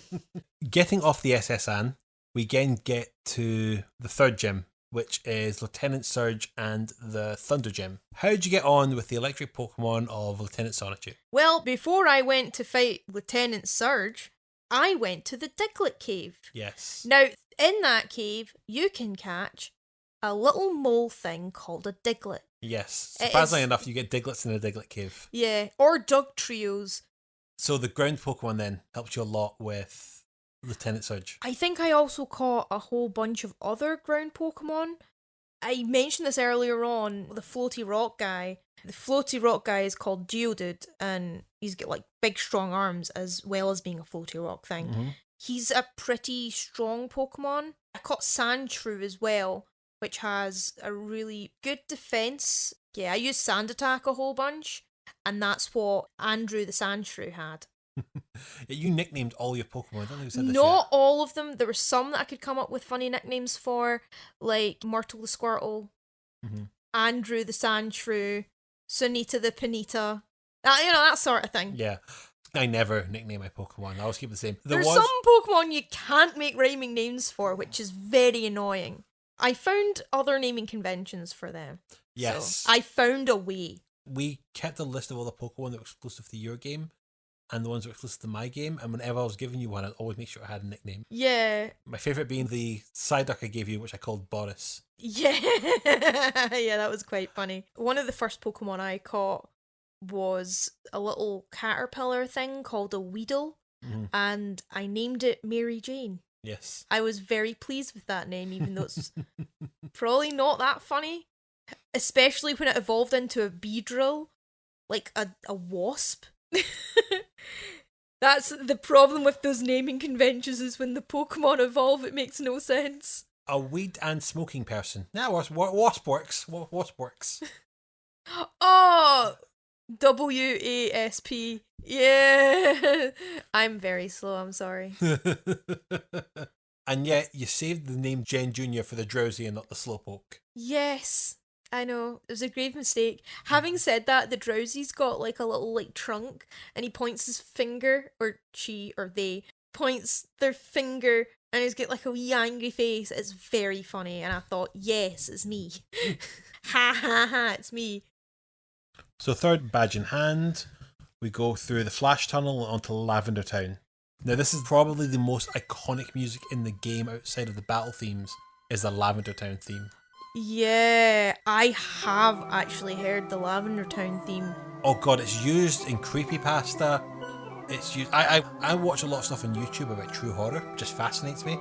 And the amount of people that use Lavender Town as a great generic creepy music is just... It's so famous that the music itself has an urban legend about it. Alright. The original version in the Japanese game was a lot higher pitched. They get a da da da da is a lot higher pitch. There's always been a massive urban legend that the reason they changed the music was because the original version was causing headaches and or suicides. I think I've heard of that. That complete urban legend, it only got changed because it was a bit too loud. You want to take the volume down on it a little bit. There's no evidence that this music ever caused anyone a headache. I mean, come on, guys. The music's not that bad. No, in all seriousness, I think it's actually my favourite theme in the whole game. Yeah, it's probably the most iconic. It evokes the mood of the town really well. It's kind of a weird, scary place, especially when we get to the Pokemon Tower. I was watching a JonTron video about bootleg Pokemon games, and he was talking about Lavender Town, where the Pokemon actually die, and I thought, oh, that's a creepypasta. That's not actually in the game. No, it's actually in the game, and Team Rocket are one of the people that they kill Pokemon. Yes. Like, not just faint, right? Which I thought was, oh yeah, that's just a euphemism, for the kids. Pokemon can actually die, and when I found out that Team Rocket are responsible for a whole bunch of those deaths, I suddenly stopped wanting to join them. Yeah. Can't think why. There's a reason somewhere. Through Lavender Town, you go through another underground tunnel and you end up in Celadon City. Which I keep getting Celadon and Cerulean City mixed up. Yeah. Because they're very similar words. Yes. Celadon's the one that's got the department store and the game centre that has the slots. So, yes, it has a very big casino. Yes. Which is run by Team Rocket. Yeah, you go through it and you have to kind of oust Team Rocket from the casino. Yes. And you also, like, when you're trying to work the slot machines, I don't think you absolutely have to do the slot machines. You don't. I did, though. I spent a good 6 hours with you and your family on Christmas Eve. As you guys were all watching, like, Christmas movies, I was sitting there trying to get 9,999 coins in the slot machines so I could get Porygon. What's Porygon? It's a Pokemon you can only get from the slot machines. Is that the one? I think I might have fought that one before. It's like, it looks like 3 erasers combined into one. Yes, that's exactly the one. Again, very interestingly, this Pokemon has been banned from the anime. Why? Have you ever heard of a Pokemon episode that caused seizures? Yeah, I've heard of that. Like, they'd had this episode in The Simpsons where they went to Japan, watched the Pokemon episode, and they all got a seizure. Yes. Now, that episode was about Porygon. However, the person that caused the seizures was Pikachu. The episode has been completely banned. It's never been aired again. And they've never allowed Porygon back on the anime ever since. You've never seen another trainer that's had a Porygon. Porygon's been given evolutions now, and they've never appeared in the anime. They've completely ousted Porygon from the anime. So what you're saying is Porygon got prosecuted for a crime that Pikachu committed. Yes. Poor bastard. I know, and that's why I had to get the coins. Because I will not let the memory of Porygon die like the anime wants it to. I tried the slot machines. I managed to get an Abra. The other Pokemon you get are from the slot machines you can catch, but it's a bit easier to get them in the slot machines. I use the term easier loosely because the slot machines are a real grind and a complete waste of money in my opinion. Oh god. Genuinely 6 hours I spent on Christmas Eve just playing those slots just to get that goddamn Porygon. Those are 6 hours you will never get back. They'll never get them back. So that moment got me to dig out my Game Shark to see if it still works. Sadly, it doesn't. Yeah. That's one thing from the hideout though, is that it's your very first time you actually come across Giovanni, the leader of Team Rocket. Like, of fucking course he's called Giovanni. Yeah, he's Italian. It's the Mafia, of course. Yeah, it's the Pokemon Mafia. Duh. How did you find the big bastard? Probably had more character out of like the gym leader / bosses, and he tries to like do like the villain speech where it's like, come join us, you've got more in common than you think. And by this point I'd found out that they actually kill Pokemon and exploit them for money, and I'm like, nah, I'm good, thanks. Yeah. Speaking of gym leaders, you now go on to fight the 4th gym leader in Erika and her grass Pokemon. Who? Nah, I'm kidding. Honestly, she is who. Like, if I had to name all of the gym leaders, she'll probably be the one I remember last. Her gym does look quite interesting though, because at some point earlier on in the game you learn a move called Cut, which allows you to cut down certain trees, like the little tiny spindly ones. It's like a barrier you can get past. Her gym has a whole bunch of them. One thing that we've not mentioned actually is a lot of the Pokemon gyms, especially as you go on the game, are kind of like mazes where you have to fight regulars of those gyms. Yeah, it's a way to help level up your Pokemon before the gym battle. Yeah, they are a lot more challenging. So even if, like, you know, you don't defeat all their Pokemon in one battle, you still increase your stats with every Pokemon you fight. For the most part, you can get to the gym leader without doing a single fight. Like Brock, you don't really have to do... It's not very mazy, you just go up and fight him. There's some that you only have to fight 1 or 2, but for the most part, there's a way to get to gym leaders and try and do as few fights as you can, if you want to. Mm-hmm. How did you actually find fighting Erika's grass Pokemon? I'm actually trying to remember how I fought. You would have probably had your Growlithe by this point. Yeah, I had Growlithe, which she named after my dog. Your mum's dog. Yeah, my mum's dog, yeah. Casper. Yeah. Then Casper grew into an Arcanine, which is, yeah, just a jacked up, beefy boy Growlithe. Yes, very good fire type. Really good fire type, yeah. But I couldn't catch one in my game. No, he's exclusive to mine. You had Vulpix. Was exclusive to yours? Yeah, Vulpix was sweet, but I never really used her. Mm-hmm. I don't remember what I called her. No, I called her Kimchi, because Kimchi's spicy. Yes. So I think it was mostly Casper that did the legwork. Yeah, because Wartortle was useless in this gym. Yeah, it was about this point where I kind of kept Myrtle. By now, she was a Blastoise. God love her. She was useless in Erika's gym, but she was also far too high a level for training with the surrounding Pokemon to actually be challenging. Because she was so OP, or overpowered, I kind of left her in the... What's it called again? The little machine you keep your reserves in? The box. The box. Yeah, I kept her in the box for a good bit. You've got a thing where you want to keep your starter out all the time. Yeah, I never... didn't have that. I have a thing in my game. My starter never leaves my main roster.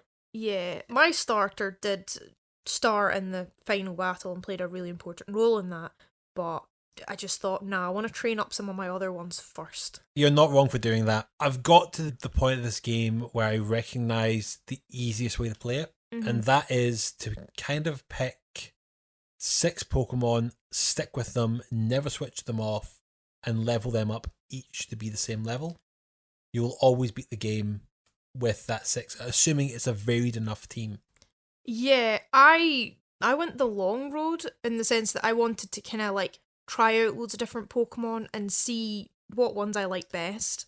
See, that's how you're supposed to play it. This is why I think Pokemon is one of the weaker monster tamer games. They don't encourage you to switch off your team the way that a lot of other games do. For example, in Digimon, to get the strongest Digimon, you have to at some point put your main team into reserve and train up a reserve team. Pokemon get stronger the more you use them. So the smartest option to do is to keep using the same Pokemon and train nothing else. But what I will say is that there comes a point in the game where you're at a certain, town or city where the trainers and the wild Pokemon you fight are too low level for it to be fun. Yes, that's another problem with the game. If you want to keep the fights fun and competitive, you're not going to get that if using the same 6. And also there are some of the Pokemon you get at the start which are actually not great in later points in the game. Oh yeah. Like Mary Jane, even after she fully evolved, wasn't all that good. There are Pokemon who could do what she could do better. I think we both had the same problem that we trained our Diglett up. We both realised about the 8th gym that our Doug trios were a bit too weak to take into the end game point. Great for everything else though. I think it was about the time that my Doug trio clapped out in the fire gym that I realised he's just kind of a bit weak, but we'll get there. Once you have your 4th gym badge though, you actually enter a very weird part of the game where you're not going to get a gym badge for quite a while. You're going to do a lot of other story quests. So, you've got the main plot of becoming Pokemon trainer and side plots. The side plot mostly of foiling Team Rocket. Yeah, basically. You go to Lavender Town and you climb the Pokemon Tower, and you also run into your rival again at the tower. But there's always been another weird urban legend that the reason that your rival is in the Pokemon Tower is to bury his Raticate that you killed on the SSN. No! It's complete bollocks. Thank God it's complete bollocks, because I feel bad. I don't want to kill Pokemon. He has a Raticate in his team up until the SSN, and after the SSN he stops using it. Having said that, the Raticate, there comes a point where it's not great in battle. Yes. But is great for, say you want to get about in parts of the game. There are points where you need to cut down a tree, or dig your way out of a dungeon, or move some rocks, or smash some rocks. Yeah. The Raticate's quite good for that. Yeah, but not much else. Exactly. He obviously switched it out because it's weak. It's supreme bullshit, of course. But it's just another great example of how Lavender Town has just birthed so many weird urban legends. It's an interesting one, because I'm going to do this in a minute, but finding story within a game that's, not got huge amounts of story. Five Nights at Freddy's, for example. The game is just getting through the night without animatronics coming and killing you. There is story, within there, but when you play the game, it's not obvious. It looks really simplistic, but Scott Cawthorn's got a story in mind, and he's been rolling with it to see where his crazy muse takes him. Yeah, let's see how long it takes us to get fucking Five Nights at Freddy's in this goddamn podcast. Spoiler, it will not be for a very, very, very long time or a cold day in hell. I have actually played Five Nights at Freddy's. I found it too stressful, got to night 2, hated it, never set foot near it again. Mm-hmm. But the Matt Pat videos are pretty good. Yeah, Matt Pat makes that game sound a lot more interesting than it actually is. Yeah.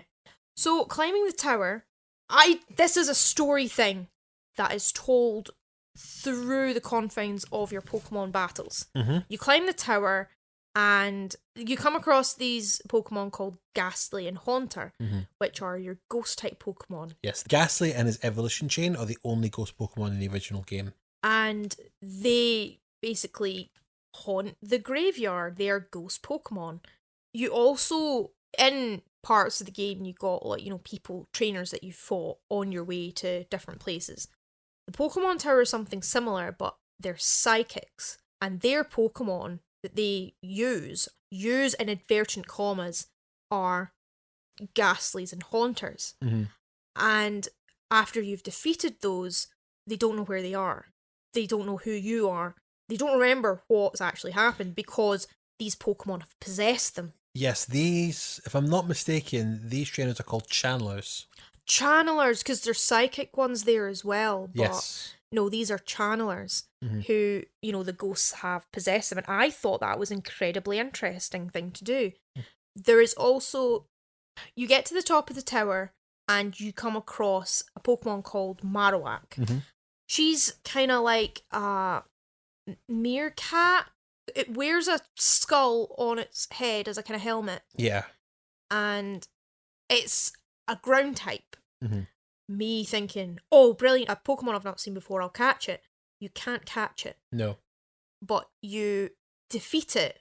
And then you've got, after that, I go further up into the Team Rocket grunts, who hold an old man called Mr. Fuji hostage.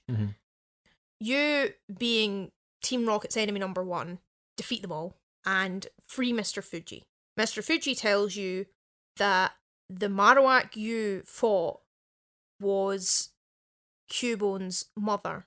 Team Rocket guys held her son, the Cubone, hostage, which is like a Marowak, but like a baby.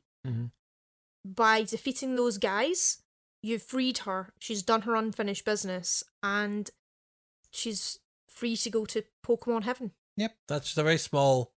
You're right when you said it's very unfair declaring that there's no story in Pokemon. That's a very great small story that's just told just through Lavender Town. It's told through the gameplay, obviously no cutscenes, but I think it's very clever how that story is told within a game that is supposed to have no story. Yeah, that's very true.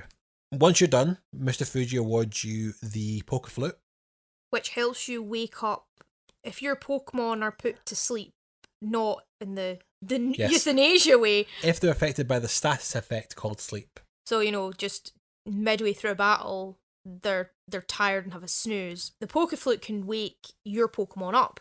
It was originally just put in there, though, to wake up a Pokemon that's blocking your way, which is a Snorlax. Yeah. The Snorlax is a Pokemon. He is like a big, lovable, furry bear Totoro.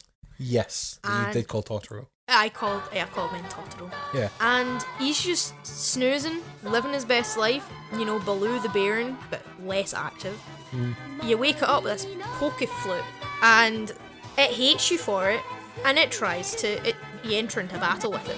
Yeah, that's exactly what it's like every time I wake you up. Pretty much. My spirit animal, quite honestly. But it's got some really good moves. It's quite easy to underestimate him because he's a sleepy boy, but has some really good moves. He has one of the best defense and health stats in the entire game. Yeah. So he is a bastard to take down. On to Fuchsia City, which is best known for the Pokemon Safari. The Pokemon Safari contained a Pokemon which it took me and my friend an entire year to finally catch in the original game. Both of us together had all 149 Pokemon. We didn't have Mew. And for the life of us, we could not catch a Tauros. What is a Tauros? It's like a bull Pokemon, but it has 3 tails. Going through the Safari, the rules are different. It comes up the same as a battle, except for the fact you can only do 4 things. You can't use any of your Pokemon. You have to just either throw a rock at it to anger it, throw some food at it to bait it over, throw a Pokeball at it to just catch it, or run. Yes. That's all you can do. The mechanic here is that when you throw bait at it, it makes it harder to catch, but less likely to run away. When you throw a rock at it, it makes it easier to catch, but more likely to run away. But you don't have to do the Safari, I don't think. You do have to go through it to get an item, but you don't have to catch anything there. Yeah. But there's a lot of rare Pokemon there. So we highly advise you go through and catch as many as you can. Yeah, some of my favourite Pokemon are in the Pokemon Safari. Yeah. Back onto this game though. I know you're at the Fuchsia City, you're at a very weird point in the game. You're too low level to take out the gym, both here and up in between Celadon and Lavender, called Saffron City, which you've now been able to finally get into. Which has another Team Rocket related mission. Yeah, because you're too low level to take out either of the gyms, the best thing to do is to go and fight up to free the Sylph Company. Which are overtaken by Team Rocket. Yes. There's just like 13 floors. You go through them all to take out Team Rocket grunts and free the building from Team Rocket. Once you've done that, you are gifted what's called the Master Ball, Yes. which you're guaranteed to catch any Pokemon at all with it. Yeah. But you only get one. Only one in every game. So just don't use it, basically. Yeah, I never use mine. It's like you won't be able to get it back after you've used it, and a lot of the time your Ultra Pokeballs are just fine. Once you're out of the Silphco, you can now go and take the 2 gym leaders on. First in Fuchsia City with the Poison Gym leader Koga. Is he's like a kind of ninja guy. Yes. Did you have any problem with his poison Pokemon? I think because I had a few poison Pokemon of my own, or I actually managed to I actually caught a Haunter and evolved it into Gengar. Mm-hmm. It's pretty hardy. Yes. A lot of moves aren't effective on it, and it has a poison move. Yeah. I imagine you also used it in the Psychic Gym afterwards. Yeah, I think so. I think I remember using it. My time with Gengar was kind of brief because there came a point where he just wasn't quite as effective. But he was really good for that part of the game. That's a shame. He is a great Pokemon if you can really train him properly. Yeah, I couldn't train him properly. I kind of gave up, sadly. But he's still there. Yeah, I will be using Psychic and Ghost types that will get you through both the Poison Gym and then Sabrina up in the Psychic Gym in Saffron City. This gives you everything you need now to get to the Cinnabar Island. After beating these gym leaders, you get the ability to surf, which means you can now ride Pokemon through water. Yeah, it's certain water Pokemon can learn this move. I didn't use Myrtle for this move. I chose a different water Pokemon because Myrtle had some good moves. I didn't know what surf was like. I didn't want to risk it. It's a shame. I have to say, I hate the HMs. I absolutely hate them. They are a very cumbersome way to lock off progress in the game. But of all the HMs, Surf is the one that I will happily teach to my main team. I'll come back to those. I taught my Surf one at first to a low-level fish Pokemon called Sea King, which I named Sushi. Of course I did. Yep. And Sushi got me across to Cinnabar Island and helped me fight some swimmers that were there. They somehow had money in their pockets despite only wearing swimsuits. Yeah, I want to know where they're keeping that money. I don't. Yeah, it got me across to Cinnabar Island. It wasn't until later on when I used Sushi in fights that I realised Surf is an amazing move. Oh yeah, it is. It is a really good move to use in a fight. You use it in certain Pokemon, like any ground Pokemon at all, any level, it'll take it down. Yeah, I think there's a weird problem in this game that a lot of the rock Pokemon are also ground types, which means that they all have a double weakness to water. When a type is weak, it does double damage, essentially, right? If ground is weak, it does double damage. If water is weak, it does double damage. So if you have a ground rock type, it does quadruple damage. It means that, your rock dragon worm thing, Onyx, huge, big, towering thing, can be bested in a battle by a bit of water and a fish. Yep. It doesn't make any sense, but for mechanics of the game, fine. Yeah, that's the rules of the game. Suspension of disbelief and all that. Getting through that cave, you then get to Cinnabar Island, which has the Pokemansion on it. You didn't explore much of the Pokemansion, did you? Because it was mostly just full of, dirt and rats. That's a shame, because there's notebooks everywhere that explains the history of finding Mew and cloning it into Mewtwo. Ah, see, I didn't know that. The way it portrays the setting and how abandoned the mansion is the rat Pokemon, like Rattata and Raticate, as well as Pokemon that are just gunk and slime. And the poisonous gassed ones, coughing and wheezing, very apt in this time. Not only are they called coughing and wheezing, they also look like the coronavirus. Coughing especially looks like an image of COVID. I'm fairly certain that's a meme I've seen before. Oh, someone will have come up with that meme already, but I just wanted to say it because I like to think I'm funny. Mm-hmm. Coming out of the mansion though, then you're into Blaine and his fire gym. Yeah, Myrtle evolved from a War Turtle, which is already tanked up version of Squirtle, to Blastoise, which is a tank top version of War Turtle with little tusks that look like guns for some reason. No, that's not tusks. Those are actual cannons on its back. It looks like tusks. Makes no anatomical sense, but she was roided up to the max. And because fire is weak to water, I brought her and a few of the water type gang along to defeat Blaine from the fire gym. It's once you're out of this gym, though, you get to a series of islands called the Sevi Islands, or as I like to call them, the George Lucas Isles. Why have you called them the George Lucas Isles? Because they're all about fucking retconning the game. You always meant to put Pokemon breeding in the game, it's just now on these isles. And here's the Pokemon move reminder, and here is the part where you use Rock Smash, and here's the part where Greedo shoots first. It's just all this stuff that's about putting the Generation 2 and 3 games back into Generation 1 that weren't there originally.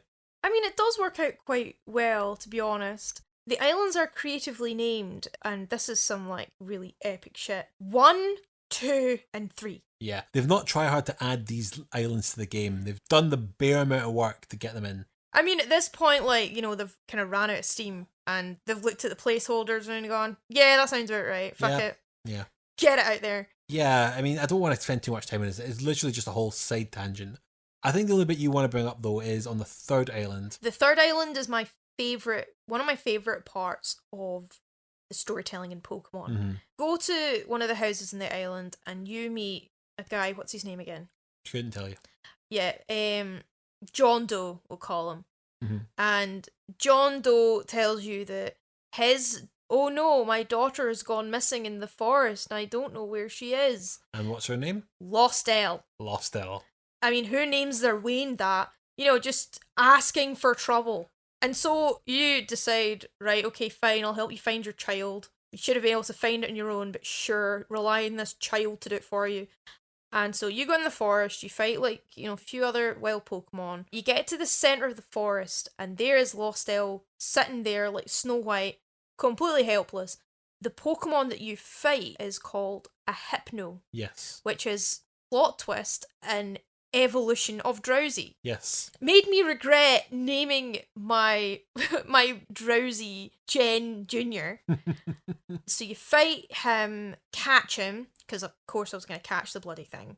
I named it Darren after Darren Brown. Mm-hmm. I think it was female, but again, gender's a construct. I looked at the little story notes. Each Pokemon has some like little story notes and background about it. In its Pokedex, yeah.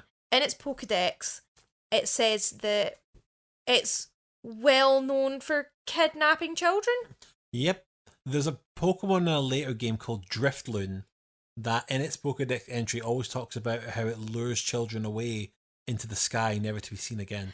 Yeah, and basically the Hypno does like a similar thing where it lures children away because it's got hypnosis powers. Mm-hmm. And I thought that's quite like a fairy tale-esque type tale, like Hansel and Gretel type thing, which I found like really interesting that you defeat this monster and capture it as well. Yeah. And then I could use Darren in my post-game things because it's actually quite a good Pokemon. As long as you keep him away from my son, Kidnapsifer. Off these isles and back onto the actual story of the game. You've been able to level up the Pokemon you've taken with you, which is pretty cool. And we're going to go back to Viridian City from the start of the game to hit the 8th gym.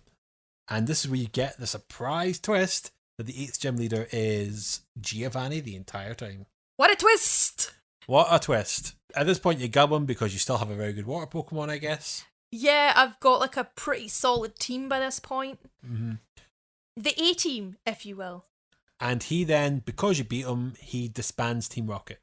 Yeah, like, I beat him at 3 fights, and then he decides, yeah, I'm just going to dismantle my criminal empire now, because this 10-year-old beat me in a fight, and I'm pretty embarrassed about it. Except Team Rocket don't actually stop.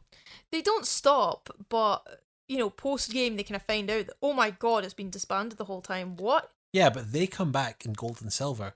So they replace the Mafiadon then? Yes. They kill Giovanni and replace him with someone else who is less likely to get gubbed by a 10-year-old. Yeah, pretty much. Except the new leader also gets gubbed by a 10-year-old. Yeah, spoiler alert. By Ruby and Sapphire, they had new evil teams. Yeah. But You now have your 8 gem badges. This is the point where I actually was ready to start recording the podcast, but I think we decided that we should just keep pushing on and get through the Indigo Plateau. Mm-hmm. Before you did so, though, I did recommend you go out and find the 3 legendary birds. Non-binary icons, by Yes. the way. They are the only Pokemon in the game that don't have a gender. There are others. Yeah, they were very hard to catch. The problem is with legendary Pokemon is that if you can't catch them, they're gone forever. Yes, you get one shot. So what you should do if you want to catch the legendary Pokemon, you save the game just when you're standing in front of them, and then that way you don't have to go through the whole thing of finding them. You don't catch it, switch off the game, and you'll get to the point where you're standing in front of them again. Yeah, you just restart the game, load your save, and you get another shot at trying. Yeah. Every game has its legendary Pokemon. These are probably the easiest ones to catch, because especially with the second generation that had the 3 legendary dogs, the minute they got into a fight with one of them, they would run away. Really? Yeah, so you either use your Master Ball, or you had to find a way to trap it so it couldn't run away. Ah, right, that's interesting. With the birds, you get fire, ice, and electric. Mm-hmm. Do you remember their names? Arcuno's the ice one, Bruno, of course, and Zapdos is the electric, Mm-hmm. and I don't remember what I named Moltres, and I don't think I didn't give the other 2 a name, but Arcuno was Bruno, obviously. Mm-hmm. Yeah, pretty difficult to catch, but incredibly handy, as I've said. Mm-hmm. I like to catch legendary birds, but I never use them. I never use legendary Pokemon. They are always very, very powerful, but that makes them very easy if you use them. Yeah, it does make the game, because you don't want to make things too easy for yourself. Mm-hmm. You go through the Victory Road and end up at the Indigo Plateau, which is the final 4 trainers that will between you and the champion. Who were your team that you took into this? I took Myrtle the Blastoise, my eldest child, Mm-hmm. Zapdos and Arcuno, 2 legendary birds, Casper the Arcanine, Fire Dog, Magic Mike the Alakazam, this kind of like bony rabbit thing with psychic powers. Mm-hmm. Really, really good moves that can like wipe out an opponent in one go. And Totoro, my beloved Snorlax. Mm-hmm. For me, I brought in my Charizard, my big fire dragon. Poliwrath, who's this big, beefy water type. With a spiral in its tummy. A big spiral in its tummy, yep. Tangela, it's this weird grass type with it looks like it's kind of peering out from a hedge. Scyther, the bug type that's got big kind of scythes for hands. Hypno, that we discussed before. And Electrode, who is essentially looks like a Pokeball, but is this big electric kind of ball that shocks people. I fought some of those in the power plant where I got Zapdos, and they have a bad habit of blowing themselves up. They do. It's such a pain in the ass. So that's the beauty of it. We started at the same time, but we both took different journeys and fought with different Pokemon in different ways. And we've come out with completely different Pokemon in our set for the championship. Yeah. Taking on the Elite Four then. First off, you've got Lorelei the Ice Trainer. She's actually the most difficult one. I think it was, you had a bad luck because your Zapdos knew Thunder and you kept missing the Thunder moves. It was really annoying. I was getting really frustrated. I was a ball head away from throwing my Game Boy across the room. Thankfully, you persevered and got through it. Then on to Bruno, the Fighting Trainer. He has a lot of rock Pokemon and fighting Pokemon, and you have both the Pokemon to kick their asses. And a lot of retro throwback pop songs. Agatha, the Ghost Trainer. She is super condescending. She's a bit of a pain in the ass, but there's a weird screw up in this game that all the ghost types are also poison types, which means that all the ghost types have a weakness to psychic. Magic Mike wiped the floor with her Pokemon. Yeah. Like, I'm pretty sure he took them on single-handedly. And finally, Lance, the Dragon Tamer. Who is supposed to be the most difficult, but I had the right types, I'm pretty sure, so he was quite straightforward. Your Zapdos with his Thunder really helped with that one. This is when Thunder worked. And it sure did work. It's a really, really good move. If you've got an electric Pokemon, get Thunder. I'm always someone who prefers a move with 100% accuracy over a move with 70% accuracy. I'll always take the guaranteed hit for lesser damage than the possible miss. I mean, yeah, look at what happened to me when I first used Thunder. I tried hard to not let it slip that Lance and his Bastet and Dragonite were not the last fight of the game. For your right to be champion, there was one last trainer you had to fight. The new champion who's just been crowned, and yeah, it's Emil. It's obviously Emil. Of course it's fucking Emil. Honestly, easiest fight of the 5. Because you've already fought him loads of times before you know what Pokemon he uses. It's also the fact is that because the Elite Four all have a certain theme, you only use about 3 or 4 different Pokemon to fight their 5. With your rival at this point, you've got such a varied team that it's very easy just to be able to kick his ass with every Pokemon he throws out. Yeah, I mean, he's also got a very varied team too. True, but by this point, you've got a team that counters his very well. Yeah. The last Pokemon he used against you was a Gyarados, and you switched out to your Zapdos. You used Thunder. I saw the Thunder move went through, and I literally said at that point was, and you've become champion. Like, no, I don't know what's going to happen. I was like, Jen, he's a water type and a flying type. That's quadruple damage for Thunder moves. You have just became champion. And yeah, it put him down in one hit. Yeah. There was something quite satisfying about it. Your rival, he finds any excuse to fight with you. So after each stage, you'll fight Emil. And there are points where, like, he'll just help you. And that kind of made me wonder, is he, like, that much of a dick? He's got, like, an attitude, and he uses it as a defense mechanism. Because his grandfather favors you over him. That's because he's a dick, though. No, but there's a reason why he's a dick. Yeah, right, so you're saying that he's a dick because Oak neglects him. Yes. I say Oak neglects him because he's a dick. No, I genuinely think that there is like a bit of a sibling dynamic between you and the rival. You've grown up together, but you're not related. It says at the start that he's been your rival ever since you were born. Yeah, and it's probably, like, you're a newborn baby, you don't know you're supposed to have a rival. They were raised that way. They were raised to be rivals. And I think there's an element of your rival who's, you know, maybe kind of wants to be your friend, but doesn't feel like they can. So they'll be a dick to you because they feel like they have to. Yeah. There's questions to be asked of why the adults are doing that to their kids. You know what I mean?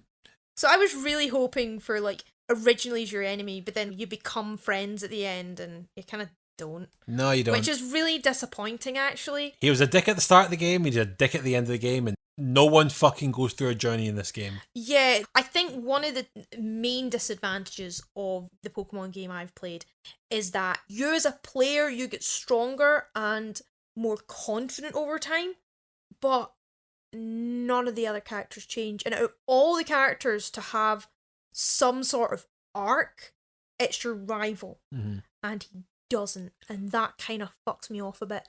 Giovanni has more of an arc than your rival does. Yeah, I mean, Giovanni's arc is not exactly a face turn.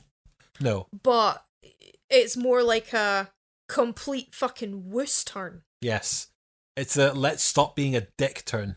Yeah, like, this child keeps beating me. Maybe I should, like, stop trying to best a child because I am an adult.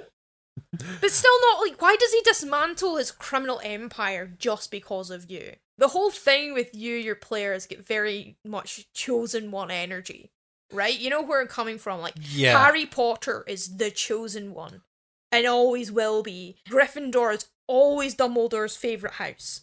So they get points all the fucking time, right? Very much those vibes. At the same time, that's part of the experience. You want to be the Pokemon champion. You want to be special, you know? Why would you want to play a video game and escape to somewhere you're not made to feel free? True. All that being said, though, you do now stand as being the champion of the region. I did start getting a bit arrogant about that in post-game stuff. Yeah, not gonna lie. You go through the Hall of Fame, which is a really kind of like fun way to celebrate with the 6 Pokemon you went through. Yeah. I did get a photo of you just holding up your Game Boy with the Hall of Fame on there. Just put that on the Twitter. Yeah, it's also on my Instagram, Jen Hughes Writing. I've managed to go 3 episodes without doing a shameless self-plug. I guess that's what being the Pokemon champion has done to me. flicks hair. So how does it feel to be champ? Yes, very satisfying. Of course, I feel special. Of course, this isn't the end of the game. You unlock the prequel section of the George Lucas Isles to get more stuff for the game. You unlock the original trilogy. 4, 5, and 6. Yes. Sadly, also 7, which doesn't really involve George Lucas. But, you know what? Joking in there. Disney Island. And then you also can go to the Cerulean Cave and find the highest level Pokemon in the game of Mewtwo. Who I've not found yet. Yeah, something for you to do if you ever want to go back to the game. Yeah. I'm guessing from that then, you can then say that you had a good time with the world of Pokemon. I had a good time with it. Like, it's not perfect. There are some storytelling things that I'm someone who's a writer. As you can tell, I have spent my time in games, especially with RPGs, ignoring stats in favour of characterization, world building, that sort of thing. One of the reasons why I love Animal Crossing so much is because of the dialogue. That's why at the start of the episodes I said, yeah, it's a bit story and world building with little fights thrown in, because that's how I've been seeing RPGs all this time. But for what it is, Pokemon's pretty good. I can't compare it to the other Pokemon games yet. But it's pretty accessible to new players. If you're willing to get like a second-hand Game Boy and a copy of the game, I think it's worth your time. It must feel good now that you can start understanding half of the Pokemon memes you always stumble across. Yeah, absolutely. If there's one thing you have to find out about this, and we'll probably watch this tonight over dinner, is a documentary about Twitch Plays Pokemon, which became the mother lode of Pokemon memes. Alright. Twitch Plays Pokemon was something that happened on Twitch about 8 years ago or so. Someone had found a way to make it that you could play Pokemon Red through the Twitch chat. So everyone who's watching the stream was controlling the stream. What? At one point, you had about 100,000 people all typing in commands for this game. So the entire audience are playing Pokemon. It was such a goddamn shit show, but it's a fucking goldmine for memes. That has... Fucking religions have started over this. Excuse me, what? Pardon? You remember when you go to Mount Moon, you had to choose between the Dome Fossil and the Helix Fossil? Yes. They chose the Helix Fossil, and because so many people are putting in commands, it would accidentally use up items in their inventory during battles, up until the Helix Fossil was the top item. So constantly in battle, Twitch Plays Pokemon would open their inventory and look at the Helix Fossil, completely meaninglessly. So the joke then became that they were consulting the Helix. Right. And Lord Ominate was advising them on what to do. Genuinely, I was really worried you were going to say they used up the Helix fossil and lost it. No. You get to a point where you can revive one of the fossils. I think I got an Omanite, and it's so cute. It's a little squid thing with a shell. Right, I'm looking forward to watching this tonight. God, you'll have so much fun learning about Twitch Plays Pokemon. It does sound like a complete shit show.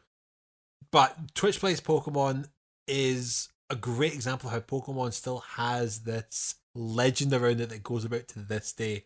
And that's with the original versions. But it'll be something for us to watch in our own private time. That's your homework, kids. You got to go home and learn about Twitch Plays Pokemon. There's a lot about the ethics of Pokemon that I think does need to be acknowledged, if nothing else. Yes.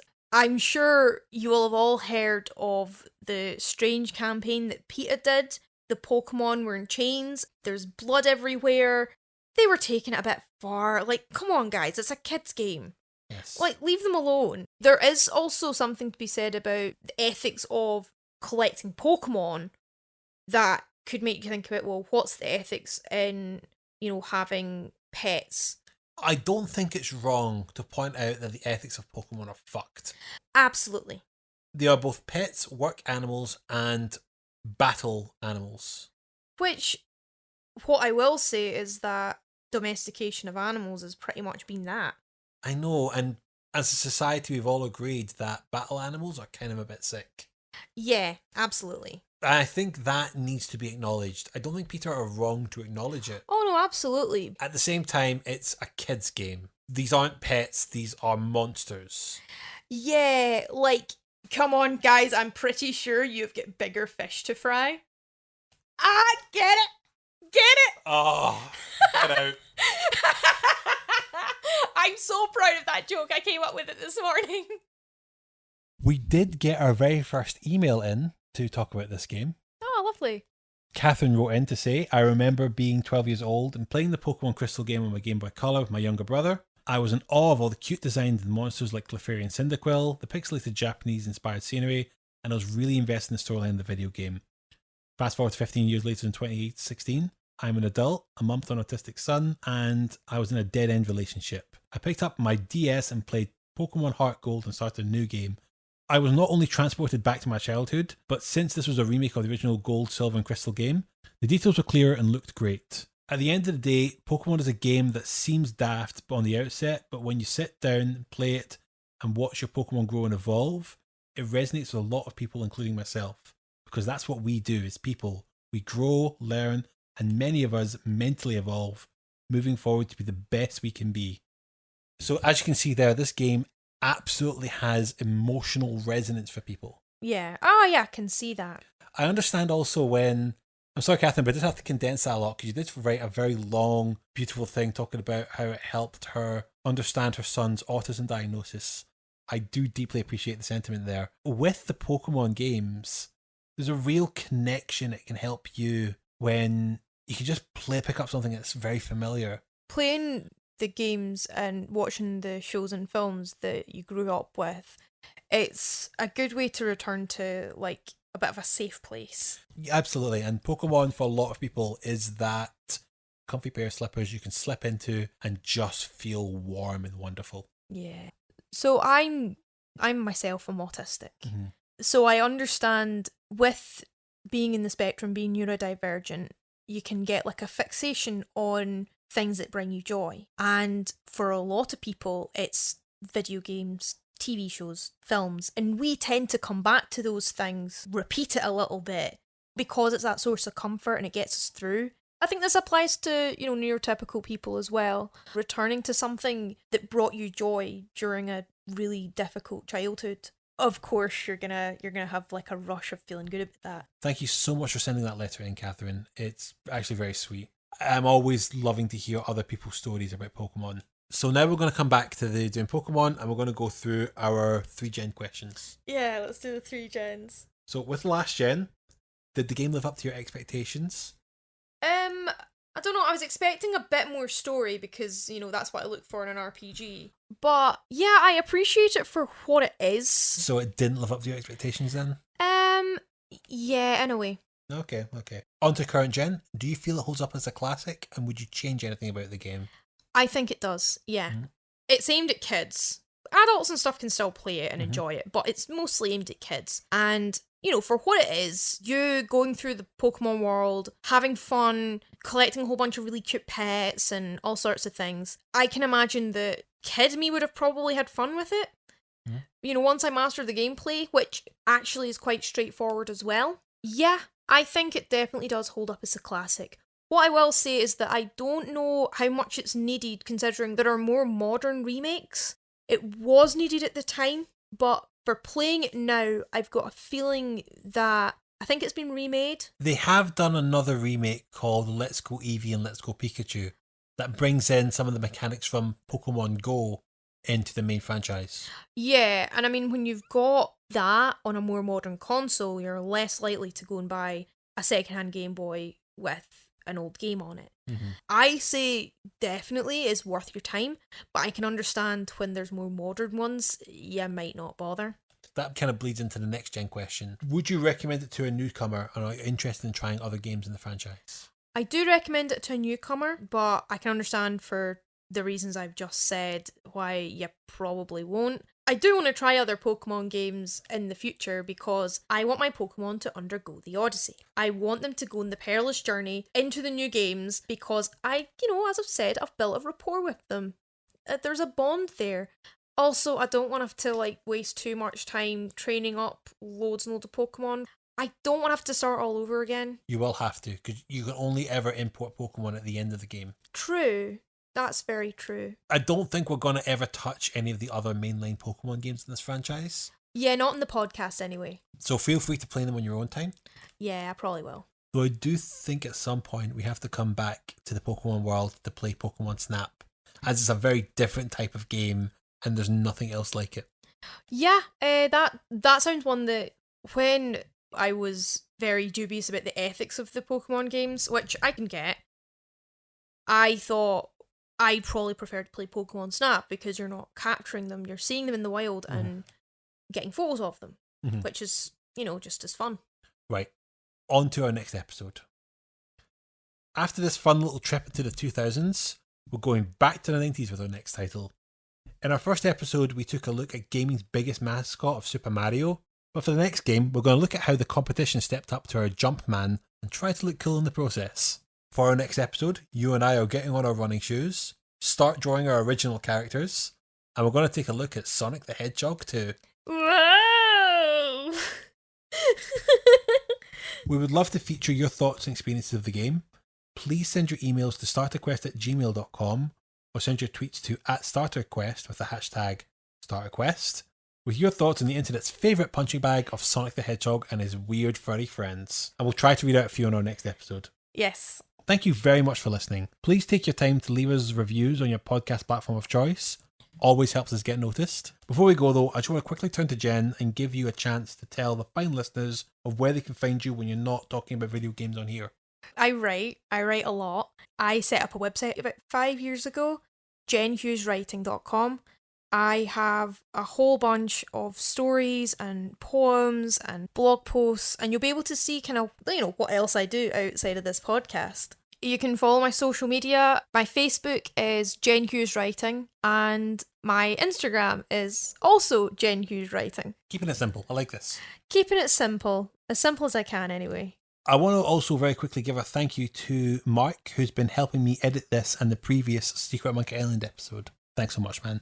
I also thank Theory of N for this episode's theme song, What Type Are You?